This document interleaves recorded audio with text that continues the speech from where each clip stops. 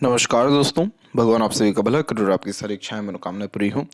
दोस्तों, आज मैं आप सभी को इस हाथ से रिलेटेड महत्वपूर्ण जानकारी व्यक्त करूंगा और यहाँ पर आपके past life, pending karma, married life, in laws, child, second marriage, mental stress, इन सब के रिगार्डिंग भी महत्वपूर्ण जानकारी इस वीडियो में रहेगी। तो यहाँ पर सबसे पहले स्टार्ट करते हैं फिंगर के लेंथ के ही विषय में, पाम के स्ट्रक्चर के विषय में। तो फिंगर के लेंथ आपके पाम के कंपैरिजन में शॉर्ट है, जो एक फास्ट डिसीजन मेकिंग हैबिट को, थोड़े जल्दबाजी या हड़बड़ी किस्म के नेचर को दर्शाता है। और इस कंडीशन में इंस्टेंट डिसीजन लेना, अपने थॉट्स पर बहुत जल्दी काम करने लगना, जिस बात से इंस्पायर्ड, मोटिवेटेड या इन्फ्लुएंस हुए हैं कुछ समय के अंतराल में वो काम करके दिखाना, ये सब बेसिक नेचर में होता है। और पेशेंस थोड़ा कम देखने को मिलता है, क्योंकि किसी भी चीज़ को पाने की चाहत ज़्यादा होती है। इसीलिए अपने थॉट्स पर बहुत जल्दी एक्शन लेते हुए दिखाई पड़ते हैं और किसी के अंडर में कंफर्टेबली वर्क नहीं कर पाते। खुद के रूल्स, रेगुलेशन, एथिक्स, मन मुताबिक काम करना ज़्यादा पसंद करते हैं। और साथ ही साथ जो लिटिल फिंगर की स्ट्रक्चर है वो शॉर्ट है, थर्ड फिंगर के फर्स्ट पोर तक नहीं पहुंचा है। तो इससे कम्युनिकेशन स्किल्स अफेक्ट होती है, जैसे कि लेस कम्युनिकेशन होना, या फिर लेस अपनी फीलिंग्स को एक्सप्रेस करना, या इसके अलावा बचपन में स्टेज फियर देखने को मिलना।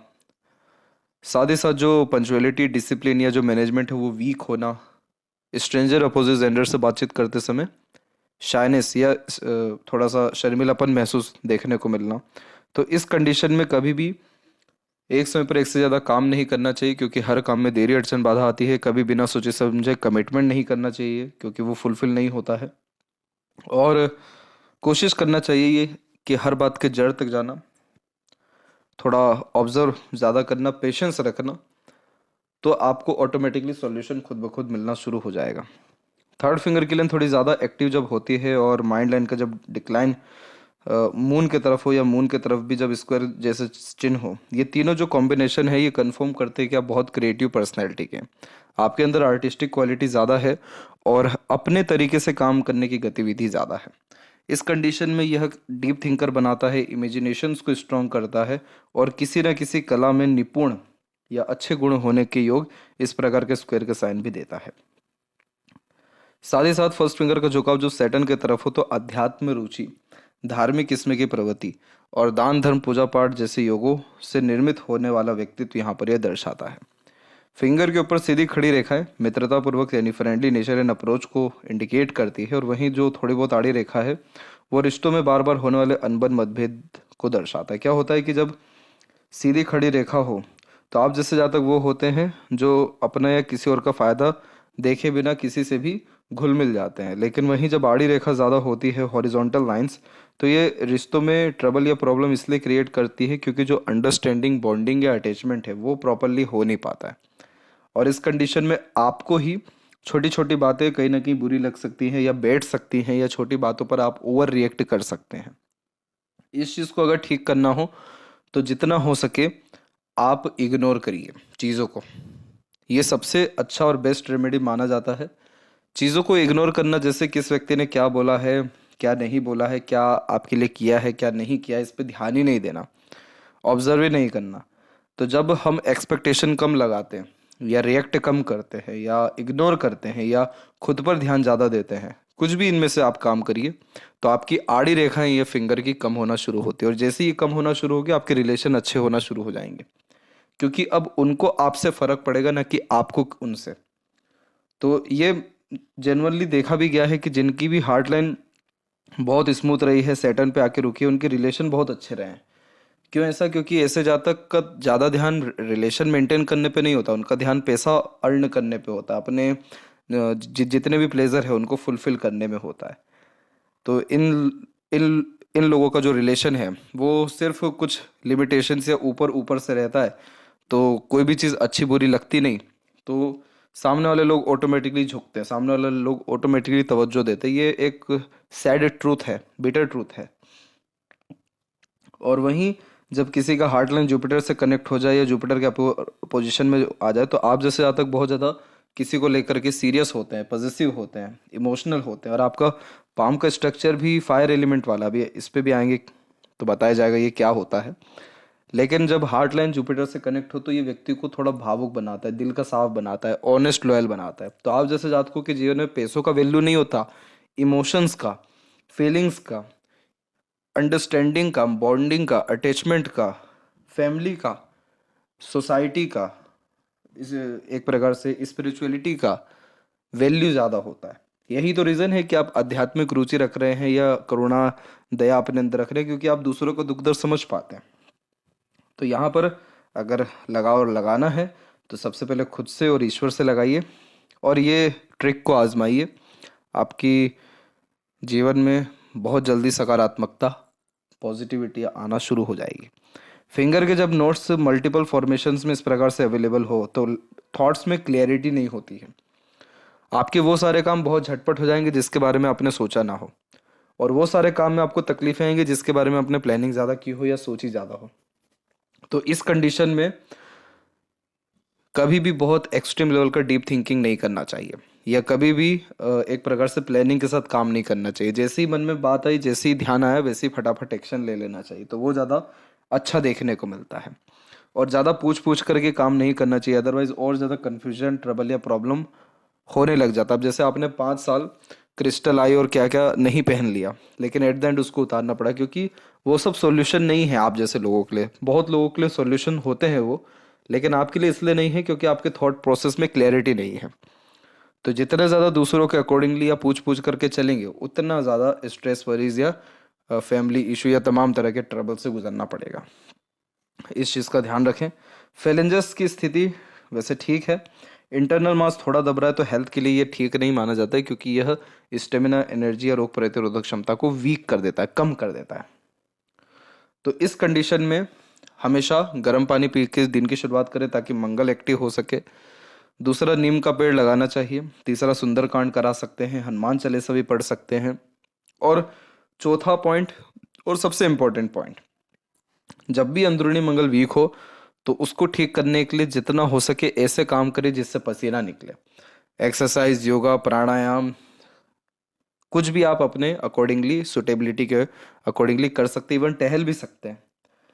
तो ये सारी चीज़ों से जब पसीना आता है तो अंदरूनी मंगल मजबूत होने लगता है, और ये जैसे ही मजबूत होता है वैसे ही हेल्थ इशू क्लियर होने लगता है, हेल्थ इशू सॉल्व होने लगता है। थंब जब पीछे को ज़्यादा बेंड होता है तो ये बहुत व्यक्ति को फ्लेक्सिबल नेचर, एटीट्यूड, पर्सनैलिटी दे देता है। समय परिस्थिति के अनुसार बहुत जल्दी ढल जाना, बहुत जल्दी अपने लिए गए निर्णय, बनाए गए योजना, यानी प्लानिंग और डिसीजंस में चेंजेस कर लेना, और बहुत जल्दी दूसरों को माफ़ कर आगे भी बढ़ना। तो ये फ्लेक्सिबल जो पर्सनैलिटी है इस कारण से देता है। तो आप जैसे जातक वो होते हैं जो बातों को एक प्रकार से लंबे समय तक दिल से लगाए नहीं रखते, और अगर किसी ने माफ़ी मांगी है तो उनको माफ़ कर डेफिनेटली आगे बढ़ते हैं, क्योंकि इस कंडीशन में बहुत ज़्यादा ज़िद्दी व हठीपन ये नहीं दे रहा है। इसके अलावा आपके हथेली में यव का चिन्ह है जो इंट्यूशन या सिक्स्थ सेंस अच्छा जनरेट कर देता है। अगर इस कंडीशन में रेगुलर बेस्ड मेडिटेशन करें, योगा प्राणायाम ही करें, या मंदिर ही डेली बेस्ड विजिट करें, तो पीसफुलनेस एंड हैप्पीनेस तो आएगा ही, लेकिन इंट्यूशंस यानी पूर्वानुमान, आभास या सपनों के माध्यम से भविष्य के दृश्य देख पाने की योग्यता बढ़ जाती है। गौतम बुद्ध और बहुत सारे योगियों के भी हाथ में इस प्रकार के फॉर्मेशन रहे हैं, जिनके पास आलिशान घर का सुख और अच्छा रहन सहन, खान पर और एक्सट्रीम लेवल की जो है कंफर्ट जोन देखने को मिली है, लेकिन उनको उसमें मज़ा नहीं आया। गृहस्थ जीवन में भी मज़ा नहीं आया, उनको योग साधना में मज़ा आया, ध्यान में मज़ा आया, अध्यात्म में मज़ा आया, अपने अंदर खो जाने में मज़ा आया। तो ये रेखा या ये जो यव का चिन्ह है, ये अपने सबसे शुभ असर तब देता है जब आप जैसे जातक अपने पे ध्यान देना शुरू करते हैं, अपने अंदर आत्मा में जाते हैं, अपने अंदर झांक रहे होते हैं। तब ये, क्योंकि बाहरी दुनिया को तो इसने सारा सुख आपको दे रखा, आपके पास कमी ही क्या है? अगर आप इमोशंस को हटा दीजिए, हेल्थ को हटा दीजिए, तो आप पाएंगे कि कोई भी कमी नहीं है, क्योंकि चिन्ह भी आपके हथेली में वैसे ही है, साइंस यानी वेल्थ के अच्छे और अच्छे लग्जरियस लाइफ के। पर वहाँ से मज़ा नहीं आने वाला, मज़ा आपको अपने अंदर से ही आएगा। तो इस चीज़ का भी आपको ध्यान रखना चाहिए। अब क्या होता है कि जब पाम का स्ट्रक्चर फिंगर के लेंथ शॉर्ट हो और पाम का स्ट्रक्चर रेक्टेंगुलर हो, तो इस कंडीशन को कहते हैं फायर एलिमेंट हैंड, जो व्यक्ति को इम्पल्सिव, इमोशनल और इम्पेशेंट बनाता है और quick decision taking skills on the behalf of feeling generate करता है। तो यहाँ पर आप जैसे जातक वो होते हैं जो अपने सराउंडिंग एटमॉस्फेयर इन्वायरमेंट के द्वारा ईजिली इन्फ्लुएंस होते हुए पाए जाते हैं। इसलिए अपना सराउंडिंग एटमॉस्फेयर बहुत अच्छा रखना चाहिए। अच्छे लोगों के साथ उठना बैठना, अच्छा सर्कल मेंटेन करना, नहीं मिल रहा है तो मंदिर रेगुलर विजिट करना, सोशल वर्क जहाँ पर होता है, सोशल प्लेसेस पे विजिट करना, प्रकृति के निकट रहना आपको बहुत हील करेगा, पॉजिटिव करेगा, हेल्थ के मैटर में भी, इमोशंस के मैटर में भी, साइकोलॉजिकल मैटर में भी। अब यहाँ पर आते हैं जुपिटर माउंट पे। सबसे पहले तो आपका जो सबसे मेन कंसर्न इस लाइफ का वो है आपके पार्टनर, आपकी मैरिड लाइफ, आपके इन लॉज, आपके चिल्ड्रन और आपका इसी के रिगार्डिंग फ्यूचर। तो इसके पहले यूनियन लाइन पे देखें तो यूनियन लाइन पे 3 बार रेखाओं की अवेलेबिलिटी है जो 3 बार गहरे अटैचमेंट या इमोशनल अटैचमेंट को रिप्रेजेंट कर रही है। लेकिन कोई भी सिग्निफिकेंस ऐसा नहीं है जो कंफर्म करे कि आपका डिवोर्स होगा, टूटेगा, लेकिन हाँ अटैचमेंट होगा, उसको ये कंफर्म कर रहा है। जुपिटर माउंट पे आए तो जुपिटर माउंट साइड से दबा हुआ है, मानसल कम है। तो जब भी इसके मानसल कम होता है साइड से तो मैरिड लाइफ में स्टेबिलिटी नहीं होती, संघर्ष ज़्यादा होता है पार्टनर के रिगार्डिंग भी और इन लॉस के रिगार्डिंग भी। फैमिली के लिए जितना भी कुछ कर लें क्रेडिट नहीं मिलने वाला। अब ये पेंडिंग कर्मा भी है, क्योंकि ये पेंडिंग कर्मा क्यों हो जाता है ये सारी चीज़ें कि आपने भी पास्ट लाइफ में डायरेक्टली इनडायरेक्टली सारी चीज़ें की हुई होती है जो रिटर्न टू बैक आती है। लेकिन रेमेडीज क्या करती है, उन सारी चीज़ों को क्लियर करती है, ख़त्म करती है या सुधारती है। आप इसके लिए पीपल का पेड़ लगा लीजिए, उनकी केयर करिए अच्छे से। आप जितनी ज़्यादा अच्छी केयर करेंगे, जितना अच्छा पीपल का पेड़ उगता जाएगा, बड़ा होता जाएगा, उतना अच्छा जुपिटर आपका होता जाएगा। जुपिटर जितना अच्छा हो गया, मैरिड लाइफ, फैमिली लाइफ, दाम्पत्य जीवन, पारिवारिक सांसारिक जीवन, सारी चीज़ें अच्छी हो जाएगी फिर।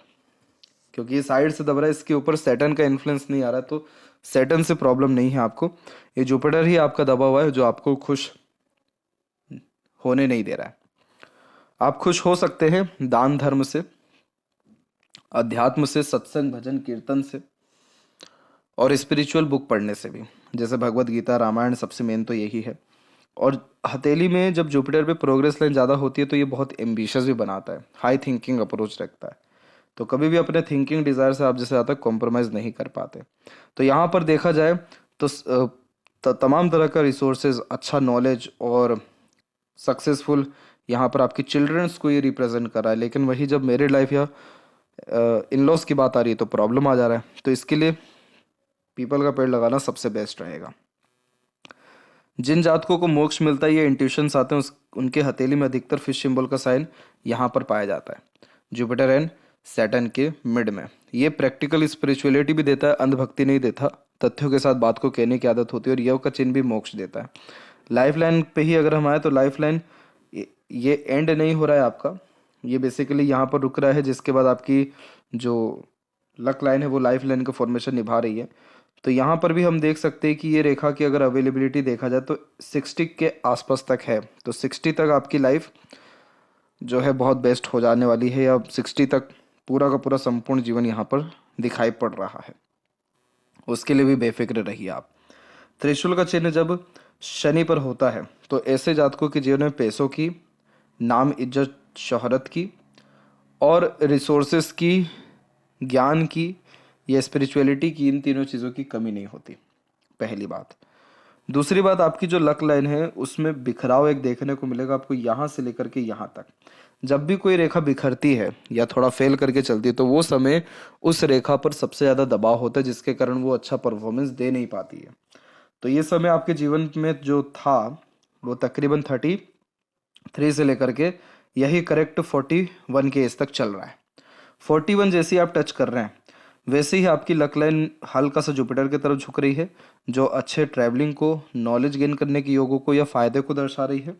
और एक अनदर लाइन और क्रिएट हो रही है जो आपकी लक को इन्हेंस कर रही है, बढ़ा रही है, नए प्रकार के काम को दर्शा रही है। तो साफ साफ यहाँ दिखाई दे रहा है कि 41 के एज से, यानी इसी साल अराउंड आपका जो बर्थ डेट आता है वो नवंबर के आसपास में आता है, अक्टूबर में। इसी साल अक्टूबर तक आते आते आपका जो ट्रबल है लक के रिगार्डिंग, सेटिस्फेक्शन के रिगार्डिंग, खुशी के रिगार्डिंग, वो खत्म होगा। और खुशियाँ, समृद्धि, विकास, पारिवारिक जीवन से दृष्टिकोण, ये सारी चीज़ों में सुधार आपको निश्चित रूप से आना तय है और आने वाला है। क्योंकि ये रेखाएं जो बिखरती है वो समय जीवन में चाहे कितना भी हाथ पैर मान लीजिए, कितना भी कुछ कर लीजिए, वो स्थिति ठीक नहीं होती, भाग्य ठीक नहीं होता है। और उसके पहले हम देखें तो आपकी हथेली में डबल लक लाइन का फॉर्मेशन है, जो एक से ज़्यादा चीज़ों के प्रति इंटरेस्ट, नॉलेज व क्रिएटिविटी को जनरेट कर रहा है। ये सेल्फ मेड यहाँ पर आपकी यानी बचपन से आई हुई भाग्य रेखा है। ये कंफर्म करती है कि आपके बर्थ के बाद आपके घर परिवार में तरक्की बहुत हुई थी।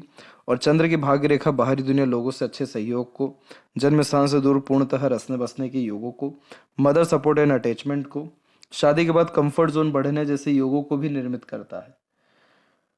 तो यहाँ पर लेकिन क्या हो गया कि ये जो 33 के बाद जो एक प्रकार से फैलना शुरू हुई, तब से ट्रबल जो है ज़्यादा बढ़ गया। लेकिन अब ऐसा कुछ नहीं होने वाला, तो अब चिंता वाली बात नहीं है। इसके अलावा बीच में जो ये रेखा देख रहे हैं, इसे विद्या रेखा कहते हैं। दूसरों को एडवाइस और सजेशंस अच्छे से दे पाते हैं। आपका ज्ञान दूसरों के काम अच्छा आएगा, और जिस व्यक्ति ने आपकी एडवाइस मानी वो फायदे में ज़्यादा जाएगा, उसको ये कन्फर्म करता है। सूर्य जो पर्वत है वो थोड़ा दब रहा है। सूर्य पर्वत जब भी दबता है तो कॉन्फिडेंस में कमी देता है, विजन क्लियर नहीं हो पाता, किसी काम को लेकर के डेडिकेशन नहीं हो पाता, या एक्सपेक्टेड वैल्यूज, रिजल्ट या क्रेडिट नहीं मिलता। सूर्य और सैटर्न, यही दो हमको पास्ट लाइफ के बारे में डिटेल में बता पाते हैं। क्यों ऐसा? क्योंकि जो सन है वो रिप्रेजेंट करते हैं हमारे सोल को, और जो सैटर्न है वो रिप्रेजेंट करते हैं हमारे कर्मों को। तो हमारे सोल का फूड क्या था वो हमको केतु भी दर्शाते हैं, लेकिन हमारी सोल का नीड क्या था वो हमको सूर्य ही दर्शाते हैं। तो सूर्य पर्वत पे जब भी किसी प्रकार का दबाव हो, या आइलैंड का साइन बने, या फिर एक तरीके से क्रॉस बने, तो इस कंडीशन में डिफेम होता है, क्रेडिट नहीं मिलता, वैल्यूज नहीं मिलता। कितना भी एफर्ट मान लीजिए, कितना भी किसी के लिए डेडिकेटेड होइए, सामने वाला व्यक्ति बोलेगा क्या किया आपने मेरे लिए। और करियर इस्टेब्लिशमेंट में इश्यूज आते हैं। सेटन माउंट के ऊपर त्रिकोण की आकृति साफ साफ ये दर्शा रही है कि आप जितना ज़्यादा गृहस्थ जीवन में जाएंगे उतना ज़्यादा दुख पाएंगे, जितना ज़्यादा सांसारिक जीवन के अलावा यहाँ पर एक प्रकार से दान धर्म और उसके अलावा सोशल वर्क, और जितना दूसरों के लिए काम करेंगे, निस्वार्थ भाव से जानवरों के लिए काम करेंगे, उतना ज़्यादा आपको जीवन में संतुष्टि प्राप्त होगा। सैटर्न कारक होते हैं संतुष्टि के। तो यहाँ पर मैं आपको सन का रेमेडी भी यही सजेस्ट करूँगा कि आप गायत्री मंत्र का जाप करिए। इससे आपके सोल का फूड या सोल का नीड कंप्लीट डेफिनेटली होगा। क्रेडिट मिलना, एक्सपेक्टेड गेन्स, वैल्यूज़ या सक्सेस या रिस्पेक्ट, ये सारी चीज़ें आपको ऑटोमेटिकली मिलना, ये रिलेशन बहुत सुधरने जैसे योग है निर्मित कर देगा डेफिनेटली। मरकरी माउंट के ऊपर में देखें तो यहाँ पर हम पाएंगे कि आपको एक प्रकार से मल्टीपल लाइंस का फॉर्मेशन है। तो ये मल्टीपल लैंग्वेजेस देता है, नॉलेज यानी एक से ज़्यादा भाषाओं का जानकार बनाता है। हृदय रेखा के अंत में गोपुच की आकृति good sense of humour and flirty romantic nature देती है, अर्थात ज़्यादा लंबे समय तक दुखी नहीं रह पाते, कहीं ना कहीं अपनी खुशी ढूंढना, दूसरों की खुशी में शामिल होने जैसे योग निर्मित करता है। आपकी हार्ट लाइन में यहाँ पर बिखराव है, और ये समय आपके जीवन का अराउंड 46 का रहेगा, और एक और बिखराव यहाँ पर है, ये समय आपके जीवन का 58 का रह सकता है। तो इस समय आपको हेल्थ इशू मेजरली आ सकता है, लेकिन उसके पहले हम अगर देखें तो हार्ट लाइन की स्थिति ठीक है, आपकी हार्ट लाइन स्ट्रेट है। तो इस कंडीशन में टू द पॉइंट बात करना, स्ट्रेट फॉरवर्ड नेचर रखना, वर्कोहोलिक नेचर होना, खाली बैठना पसंद ना करना, और स्पिरिचुअल कनेक्टेड होना, ये सारे कॉम्बिनेशन देता है। लेकिन एक कमी स्ट्रेट हार्ट लाइन में ये होती है कि अपने इमोशंस को एक्सप्रेस चाह करके भी नहीं कर पाते, क्योंकि ये हिडन पर्सनैलिटी का यहाँ पर साइन हो जाता है। तो आपके अंदर इमोशंस है, केयरिंग है, पॉजिटिवनेस भी है, लेकिन अगर शो करने की बारी आएगी तो उसको शब्दों में वर्णन कर पाना या शो कर पाना थोड़ा मुश्किल आपके लिए रहेगा। पर चिंता वाली बात नहीं है, जुपिटर को जैसी स्ट्रेंथ मिलती है ये सारे इश्यूज आपके सॉल्व डेफिनेटली हो जाएंगे। माइंड लाइन में जब भी मंगल का कनेक्शन आता है तो बचपन थोड़ा सा फ्रस्ट्रेशन, इरिटेशन या एग्रेशन में जाता है। जल्दबाजी, हड़बड़ी के कारण भी ये चीज़ें होती हैं, लेकिन मेंटल पीस इस कंडीशन में नहीं मिलता। और इसके अलावा अगर हम देखें तो माइंड लाइन का स्ट्रेंथ कुल मिलाकर के ठीक है। एक आइलैंड का फॉर्मेशन यहाँ है, ये समय आपके जीवन का 36 है। तो 35 एंड 36 में mental stress, pressure extreme level का हाई रहा है। फिर उसके बाद माइंड लाइन जो है डिक्लाइन हो गई, जिसके कारण ये हल्का सा आपको डीप थिंकर बनाता है। जितने भी क्रिएटिव पीपल अभी तक देखने को मिले, या इन्वेस्टर्स, या जिन लोगों ने बहुत अच्छे इन्वेंशंस किए हैं, रिसर्च किए हैं, पेंटर रहे हैं, गायक रहे हैं, राइटर्स रहे हैं, या डायरेक्टर रहे हैं, उन सब के हाथ में माइंड लाइन डिक्लाइन गई है। क्यों? क्योंकि इन सबको इमेजिनेशंस की जरूरत पड़ी है, चंद्र कारक है इमेजिनेशन का, खुद की बनाई दुनिया में रहना, काल्पनिक दुनिया का, डे ड्रीमिंग का।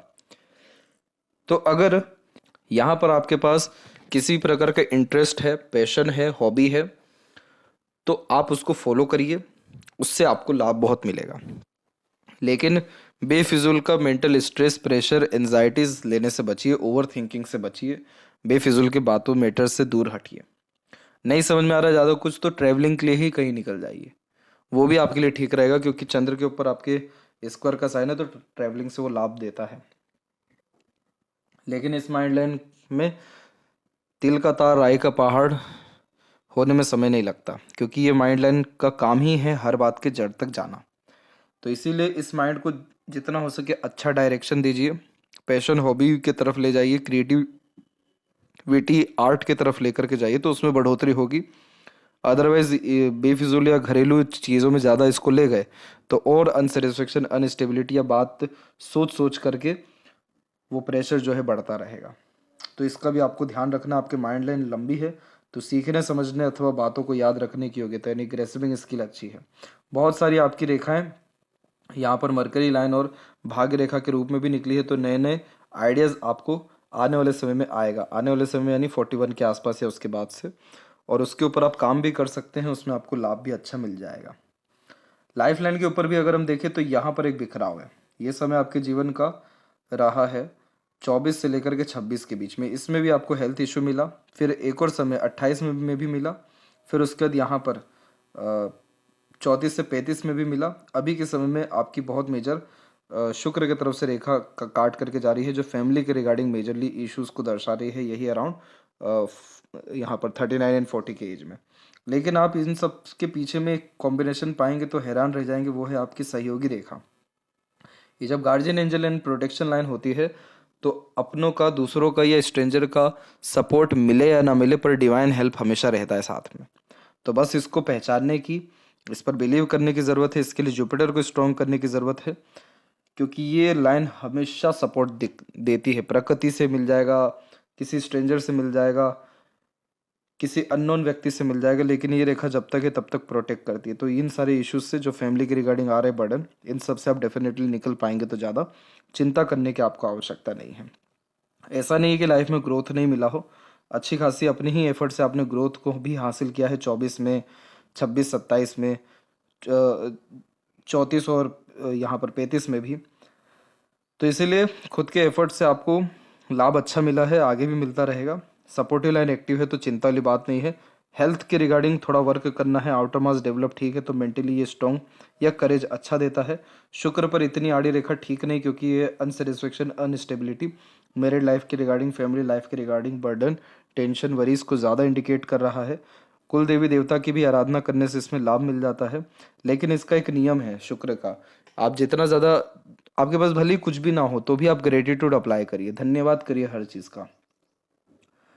इस कंडीशन में जो व्यक्ति जैसा, उसको वैसे ही एक्सेप्ट करिए, एक्सपेक्टेशंस ना रखिए। और अपने आस पड़ोस का वातावरण बहुत साफ सुथरा रखिए। अधिक से अधिक यहाँ पर शुक्र का यानी परफ्यूम्स का, साफ सुथरी वस्तुओं का, लग्जरीज का यूज़ करिए। ये शुक्र आपके जीवन में, मैरिड लाइफ में pleasure, peacefulness and happiness, stability, सारी चीज़ें लेकर के आएंगे। लेकिन जितना ज़्यादा आप परिस्थिति पर नियंत्रण करना चाहेंगे, जितना ओवर थिंक करेंगे, जितना प्रेशर एब्जॉर्व करेंगे, उतना शुक्र डिस्टर्ब होगा, उतने ही ज़्यादा फैमिली या मैरिड लाइफ से तनाव या प्रॉब्लम आएगा। तो इस चीज़ को भी समझना ज़रूरी है। केतु पर बाय 4 ट्रैवलिंग से लाभ दे जाता है, और चंद्र के ऊपर किसी भी तरह का स्क्वायर होना फॉरेन लैंड में या जन्म स्थान से दूर खुद की प्रॉपर्टी भी देता है।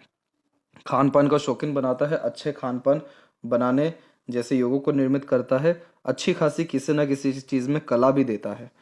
तो ये इस प्रकार का चंद्र जब भी होता है, जैसे ट्रायंगल का हो, स्क्वायर का हो, तो जितना अच्छा थॉट प्रोसेस जनरेट करे, लाइफ उतनी अच्छी होती चली जाती है। तो ये भी एक नियम है, और आपका भाग्य है कि जितना अच्छा आप सोचेंगे, जितना ज़्यादा लोगों को खाना खिलाएंगे, जितना ज़्यादा लोगों को क्रिएटिविटी के लिए काम करेंगे। मछली के लिए दाना भी डालना चंद्र की अच्छी रेमेडी होती है, और पूर्णिमा अमावस्या के दिन भी डोनेशंस करना चंद्र के लिए भी अच्छा रेमेडी होता है। ये जितना ज़्यादा करेंगे उतना ज़्यादा आपका रेस्टलेसनेस ख़त्म होगा, इंटरनल पीस, हैप्पीनेस जनरेट होगा। तो अगर पेंडिंग कर्म या पास्ट लाइफ के बारे में भी अगर हम बात करें तो बहुत कोई मेजर डिस्टर्बेंस नहीं रहा, बस यही रहा कि आपने चाहते हुए ना या फिर ना चाहते हुए क्रेडिट नहीं दे पाए या फिर फैमिली के लिए बहुत कुछ कर नहीं पाए। तो वो सारी चीज़ें आप डोनेशंस के माध्यम से, खान पान के माध्यम से, अध्यात्म के माध्यम से कर सकते हैं, तो ऑटोमेटिकली चीज़ें आपकी बैलेंस होती चली जाएगी। और लेफ्ट हैंड में भी देखें तो यहाँ पर भी आपकी लक लाइन में चेंजेस है जो बार बार इंटरेस्ट को एक प्रकार से बदलवाता है। और माइंड लाइन भी अधिकतर डिक्लाइन है जो डीप थिंकर बनाती है। तो रिसर्च सेक्टर में जाना, अपने तरीके से काम करना आपके लिए ज़्यादा ठीक रहेगा, या फिर अपने कला को पहचान उसको आगे बढ़ाना ज़्यादा ठीक रहेगा। लेफ्ट हैंड में भी मनी ट्रायंगल फुली कंप्लीट नहीं है, तो उस कारण से पैसा जीवन में आता ठीक है पर रुक नहीं पाता, खर्चे ज़्यादा होते हैं। और यहाँ पर भी फिश सिंबल का साइन बनता दिखाई दे रहा है जो अध्यात्म में, रहस्य विद्याओं में आपको तरक्की अच्छी दे सकता है। तो अगर आप इसके रिगार्डिंग काम करें, जैसे वास्तु के रिगार्डिंग, एस्ट्रोलॉजी के रिगार्डिंग, किसी भी तरह से रहस्य विद्याओं के रिगार्डिंग, तो उन सारी ऑकल्ट साइंस में आपकी ग्रोथ के चांसेस बहुत हाई हैं। तो यह थी सबसे महत्वपूर्ण बात है आपके हाथ के रिगार्डिंग।